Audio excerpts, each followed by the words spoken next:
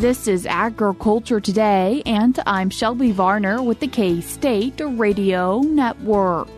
K-State and Washburn law professor Roger McEowen kicks off the show by discussing the One Big Beautiful Bill and providing scenarios of how this bill impacts people. The show keeps rolling with Kelsey Andersen Onofre, K-State wheat pathologist, as she mentions what diseases wheat growers could be seeing at harvest. Brad White, Bob Larson, and Dustin Pendell in today's show with part of a Cattle Chat podcast from the Beef Cattle Institute, where they talk about the Veterinary Training Program for rural Kansas. That and more is coming up ahead on Agriculture Today.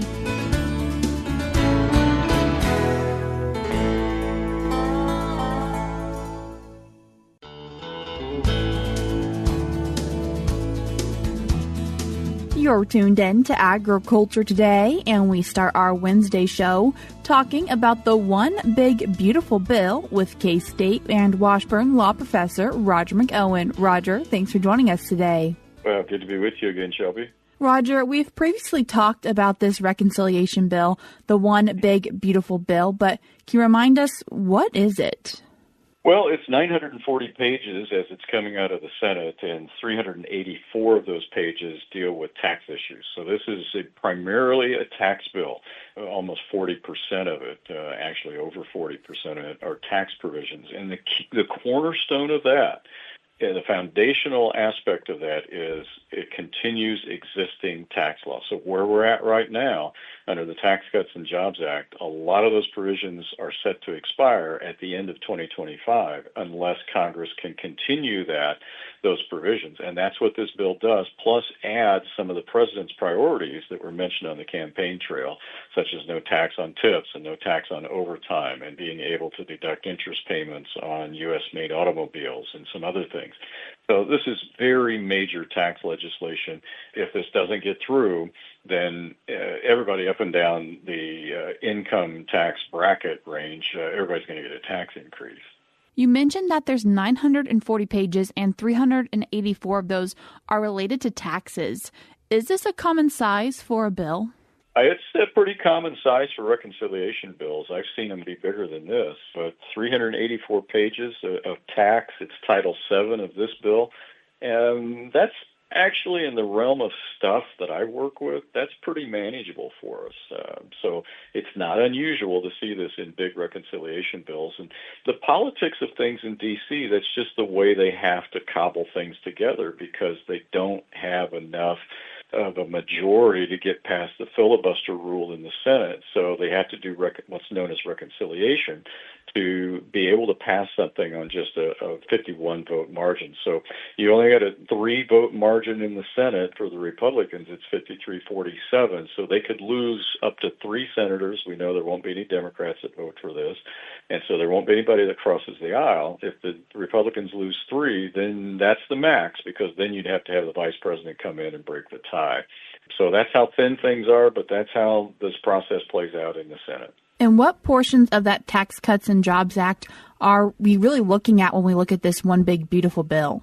Well, I think for our farmers and ranchers out there, the business-related provisions are absolutely critical. Bonus depreciation would be restored to 100% first-year bonus depreciation for assets purchased and placed in service on or after January 19 of this year. Currently, bonus depreciation is 40%. It would be 20% next year if nothing changes, and then it goes to 0. And then also expense method depreciation. That would be doubled under this legislation, and those are big in terms of spurring investments. That's going to be big for agribusiness and selling machinery and equipment. That's just huge all the way up and down the scale. And there are other provisions in there that are also important. We've got some interest deductibility issues. We've got some casualty loss provisions that are in there, a whole host of provisions that are important for farmers and ranchers. But one that's very broad and not just tailored to farmers and ranchers is what would happen to income tax rates, the bracket amounts. Those rates would go up for every taxpayer category except the 10% category if Congress does nothing. So that's huge. When you put all this together, plus one I don't want to forget to mention on the business side of things is the qualified business income deduction, the 199A deduction. That would go away at the end of this year. That's 20% deduction on your business income. So if I'm a farmer and I have $200,000 of business income, that's a $40,000 deduction I get this year, which would be zero next year. So my effective tax rate would be much higher next year if Congress doesn't get this through. You've mentioned that this will really impact everyone when it comes to taxes. And do you have a few scenarios for us to maybe be able to understand more about the impact? Yeah, the impact, if we're just kind of trying to reverse things, the primary beneficiaries of the Tax Cuts and Jobs Act were the lower to middle income taxpayers. And so if nothing happens, they get the biggest hit because they got the biggest benefit when TCJA was enacted. And in my most recent blog article on this, I worked the returns for three different types of taxpayers. One was a single mom with 3 children under age 17, so she's going to claim child tax credits for those, and that's something that would get cut in half if Congress doesn't pass this bill. So she's got 3 kids that would qualify for the child tax credit, and I put her at $50,000 in taxable income for this year and next year with head of household filing status, which would be the best filing status for her. And under current law this year, her tax liability is zero. If Congress doesn't pass this law, next year her tax liability is zero, but she loses $2,440 in refundable child tax credit. So that's $203 a month that she doesn't have next year that she would have if Congress passes this bill. I also did a return. I mocked up a return for a family of 4, including 2 children under age 17 that would qualify for child tax credits. I gave them taxable income of $85,000 for 2025 and 2026. So pretty typical Kansas family here. Mom, dad, couple of kids, couple of young kids, taxable income $85,000. This year, married filing joint, their tax liability federal is $2,232. If Congress does nothing next year, that goes to $5,292.50. That's an additional $3,060 of tax, or $255 a month that they'd have to come up with. And so that percentage increase in their tax liability is 137%. That is huge. Then I ran up the income scale for a third scenario. I worked a tax return, just mocked up a tax return for a married couple at $350,000 of adjusted gross income for this year and next year, no qualified children. So this would be the couple that's in their 50s. Let's say they both have well-established careers. The kids are out of the home, can't claim child tax credits, so they don't have any qualified children. They have $40,000 in itemized deductions, so they like 4-H, they like K-State, so they get the charitable deductions, and that includes state and local taxes of $12,000. Now, I came up with their tax liability this year of $61,012. Next year, if Congress does nothing, that would go to $75,121. So that's an extra almost $1,200 a month in tax. Their percentage increase in tax liability is 23.1%. So, yeah, they pay more in dollars. Their percentage increase is less than the family that's making less, who's really going to have to struggle to come up with an extra $255 a month just to meet their federal tax obligation. So it's really important that to a lot of people that Congress gets their work done this week. As we're recording this then on June 30th, this Monday, where are we at? Well, as you and I are talking right now, the bill has been read in the Senate. They are ready to start voting. That's going to start this afternoon, this Monday afternoon, and I would expect that's probably going to go a good 10, 12, maybe 14 hours. They could be in the wee hours of the morning before they're ready to vote, either late tonight on Monday night or on Tuesday morning.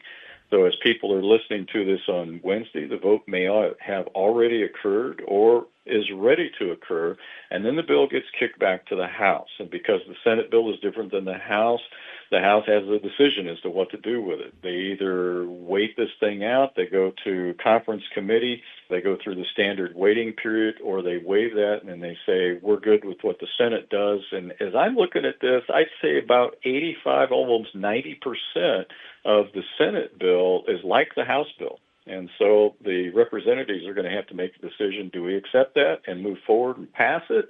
Or do we debate this and go to conference committee and work out the changes and then back to the Senate and back and forth? But the president would like this done this week.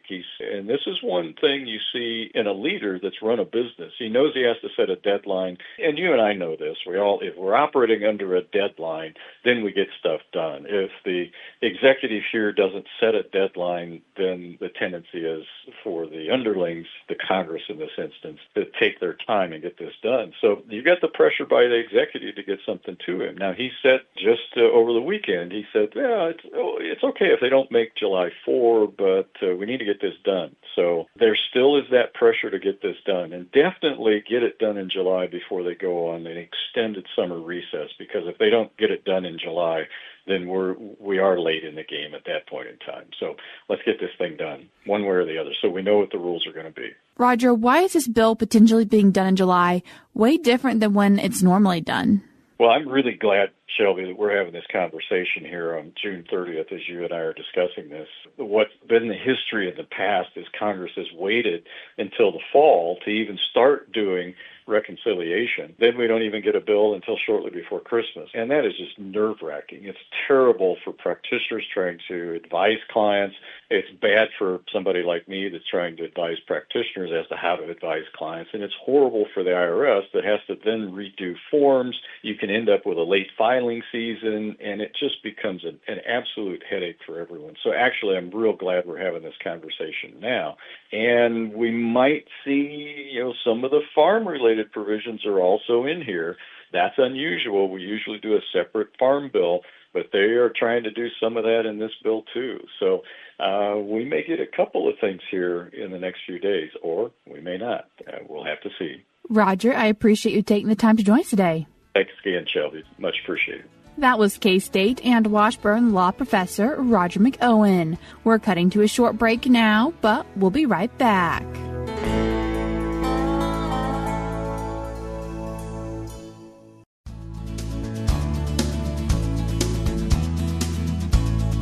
You're tuned in to Agriculture Today, and we continue our show talking about common wheat diseases we often see at harvest with K-State wheat pathologist Kelsey Andersen Onofre. Kelsey, thanks for joining us today. Hey, Shelby. Thanks for having me. Kelsey, as we're talking about these different wheat diseases, what is one you've commonly been getting a lot of questions about recently? Right. So I think one of the biggest things we start to see now, especially this year, because we've had some rain delays with harvest, right, are those sooty molds and also black point, right? So kind of a reminder, right? If we harvest on time, we usually don't see sooty molds. But if grain stays out a little bit too long and, say it reached a lower moisture, but then we were re-wet by a rainfall event and we had delays, that's when we start to see things like sooty mold pop up. So, as a reminder, this is when, on the outside of the awns, you'll look at the head and you'll just see some cosmetic fungal growth, some black fungal growth, right? It can look pretty ugly on the outside of the head. Right. And the good news is, this is a pretty cosmetic problem typically, right? So that extra moisture allows what we call secondary fungi or just some very weak fungi to colonize the outside of the head as the plants mature. And usually it's just affecting the chaff and glooms there. So again, it's something that we might notice at harvest. We get a lot of questions about that. And typically it's not a concern. That can sometimes lead to, and I think we'll start to see this now as we're harvesting, black point. So that's something that actually affects the kernel, right? And I think we see this in parts of Kansas every year, especially when we have that rainfall. So black points, when we actually can look at the kernels and we see some black discoloration, typically at the base of the kernel, but sometimes, depending on how much rainfall we had on that crop, we can see that blackening of the kernel extend up. Now, the good news about black point, although it looks ugly, typically it's not of concern. It's only, again, those kind of weak fungi. They're colonizing the outer seed coat. It usually isn't a concern. But we do recommend, if you have black point and it's pretty significant in a lot that will be used or saved for seed, that we send that seed for a germination test, right? So if you have no issues with germination, you're good to go. and use that seed. If there's some decrease in germination, we do recommend a fungicide seed treatment for that seed lot. So again, the test there is key if we're noticing black point at harvest. How can people tell the difference between black point and common bunt, or sometimes referred to as stinking smut? Yes, so that's another one we get questions about this time of year. So black point, again, you'll just see some discoloration at the base of the kernel, but when you try to smush the kernel between your fingers, right, the kernel's still hard, right? We've got all our starches there and our protein there. Really, it's cosmetic on the outside of the seed coat. Now, common bunt or stinking smut is a different story. When we go to actually smash that kernel, instead of being, hard, it'll actually break open and we'll have a whole black mass of spores inside that kernel, right? And then it gets its name from this very characteristic fish odor, right? So usually you can smell common bunt or stinking smut in the field as you're harvesting or as you're walking out in the field late in the season. This can be a bigger issue if we're saving seed back, right? So this is a disease that can survive on the outside of the seed coat. And if we're planting that seed lot back the next year, it can increase as a bigger problem. So we do recommend, if you've noticed common bunt, that would be a great case for seed cleaning and a fungicide seed treatment. And that will clean up that issue very well. The bad thing about common bunt is we can occasionally see some discounts or in extreme cases, rejections, right? So it's a good thing to just take a look at and document if you do notice common bunt or stinking smut at harvest, right? We call them the same, two names for the same disease. So Shelby, that can be a little bit confusing, but you'll definitely smell it if you have it there. Are there other wheat diseases that growers could be seeing in their fields as they're harvesting? The last one we really think a lot about this time of year is scab. Scab is a disease we'll notice towards the end of the season, closer to harvest, right? We'll get the discoloration of the mesh or of spikelets, in that period right before harvest. But really the key symptom is that we can see grain that actually becomes lightweight and white. And sometimes it has a chalky discoloration if it's very severe. And occasionally we can also see pink kernels there, right? So, this is something that we want to look out for, especially if we know we had scab risk in a field that was, for example, planted back into corn. Because we can occasionally have discounts for that kind of scabby grain, right? So with that lightweight, discolored, chalky appearance, right? We can get some discounts. And the other side of that is that grain that's affected by scab or fusarium head blight can result in the accumulation of a mycotoxin called vomitoxin, or sometimes DON or deoxynivalenol, right? And occasionally we get discounts for having elevated levels of deoxynivalenol. So again, if you had a field that had symptoms of scab pre-harvest, it's not a bad idea to, check that pre-harvest and also to make sure, that if you have one field that has scab symptoms and maybe another field that doesn't, that's healthy, right? That we keep that grain as segregated as possible. Maybe we harvest the scab field first or last, right? So we don't, contaminate everything if there's a case for discounts there. Kelsey, you mentioned harvest order as we were talking about scab, but is that also important to keep in mind when we're thinking about black point and common bunt? So black point would have no effect, but common bunt can. Those kernels that have the spores inside, they can break open in the combine, right? So as we're harvesting and we're thrashing, we can break open those spores, and any grain that's in the hopper there will become contaminated or can become contaminated, or a seed lot that passes through after that infected field can become contaminated. So it is maybe a good idea to think about harvest order if we know we have a field that has common bunt, because again, that can survive in the combine and give us some issues. As an example, in our research plots, we purposefully have common bunt in some of our seed treatment trials, and I make sure to harvest those last, right? And then I spend a little bit of time cleaning out the combine at the end of the season, because that can be an issue that persists to the next field that's harvested. For these wheat diseases, are they usually just in a certain spot of the field, or is it widespread? It's very variable. Yeah. So diseases are fun that way in that they're usually variable in a field. So you can have small pockets of scab in the field. You can have, whole fields that are affected. The same goes with common bunt. Usually we see common bunt at pretty low levels. Usually the most severe cases we see are in fields where seed has been saved for several years, right? It's a disease that will build up over time, and that's when we'll see, more widespread issues across a field. Now, black point, sometimes that will show up in sections of the field or sooty molds that, for example, were flooded out early, so maybe died prematurely. So sometimes that can track with kind of edges of the field or more drought-stressed parts of the field, like turn rows, where we had some premature maturity. Sometimes we'll see a little bit more of the sooty molds and the black point in those parts of the field. Do these diseases need to be taken into consideration when they're thinking about what they're going to plant for next year? Well, I think the key is if you're saving back your seed, checking germination on a scabby seed lot, a seed lot that has black point, or a seed lot that has common bunt, it really is a great option, right? So if you have a scabby seed lot, we also recommend testing germination. Black point, we recommend testing germination.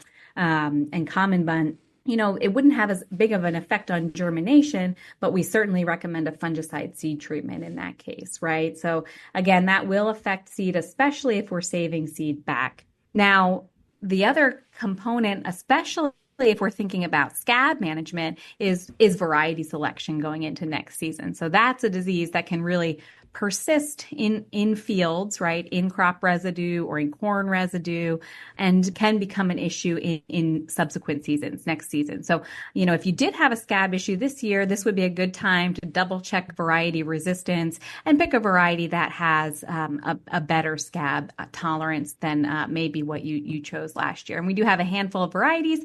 And you can see all of that in our Kansas Wheat Variety Guide, our KSRE publication. We call it the MF991, where we have all the ratings for scab and other wheat diseases for common varieties. Kelsey, I appreciate you taking the time to join us today. Hey, thanks so much for having me, Shelby. That was K-State wheat pathologist Kelsey Andersen Onofre. You can read more on this topic from a recent Agronomy Update article titled Wheat Harvest, Identifying Disease Problems and Setting Harvest Priorities. I will link that in today's show notes on agtoday.net, as well as the Wheat Variety Guide. We're cutting to a short break now on Agriculture Today, but we'll be right back.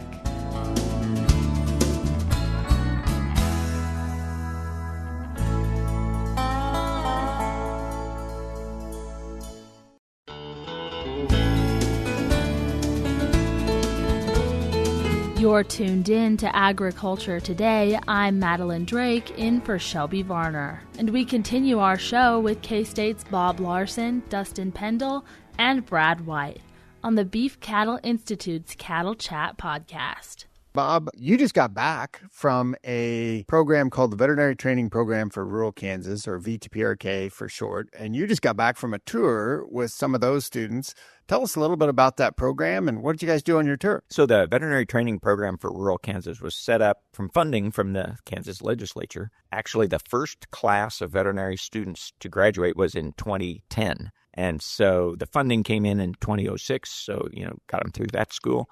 And so we've had more than 15 years of state-supported veterinary students, and the exchange, what the taxpayer gets from this exchange is these students commit to staying in rural Kansas, at least for the repayment of their loan. But most of these young veterinarians are staying in rural Kansas. We've got over 85% of the students that started the program are still practicing in rural Kansas. So that's a real win, we think.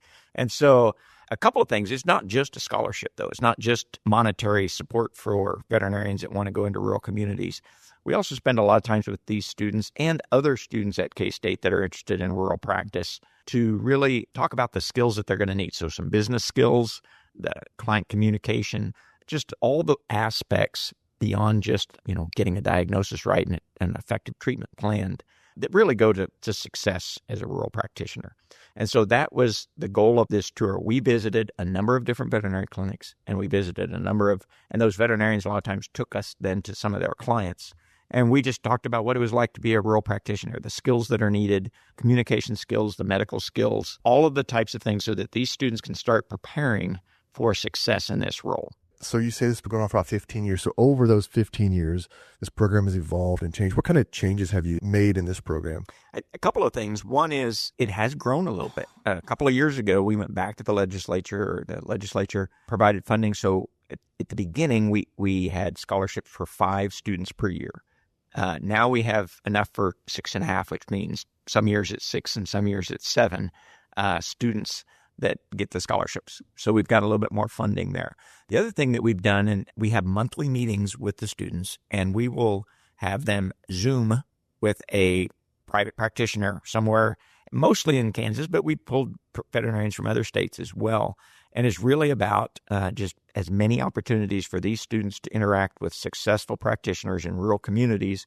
And again, what does it take to be successful? And COVID kind of taught us that this Zoom technology can be useful because it's pretty hard to get, contact between veterinary students here in Manhattan and boots on the ground practitioners in other parts of the state. So when this was started 15 years ago, was this something that K-State thought of? Is this something that the legislature saw was an issue? Are other schools in other states doing this? Yeah, so this was really led by some legislators, rural legislatures, and they saw the need that there's, and we have, as a profession, have been talking about the rural veterinary shortage, and that is a complex topic because there's some areas that are very short and others that aren't. But we certainly know that we need to at least maintain good coverage of livestock and other animal species in rural communities. And so this is something that a lot of states are talking about. In fact, I think we were a little bit ahead of the curve here in Kansas, and a number of states have kind of modeled programs after our VTPRK program. Yeah, the one difference being that this is really a program. It's not just a scholarship. So they have the monthly meetings, some of the tours, some of the other things you described. And students from all 4 classes in veterinary school get to know each other. And there was an alumni meeting not long ago where a lot of the alumni came back. So they really formed that good cohort. So yeah, one of the things I'm most proud about this program is I think partly because of this program, Kansas has a really nice cohort of young veterinarians, which really speaks well for the future for covering veterinary needs in rural communities. We're building a nice cohort of young veterinarians. Once again, that was part of the Beef Cattle Institute's Cattle Chat podcast. You can hear the full episode by following the link in today's show notes or by searching Cattle Chat on your favorite podcast streaming platform. That's all we have for you today on Agriculture Today, but we'll be back with more for you tomorrow.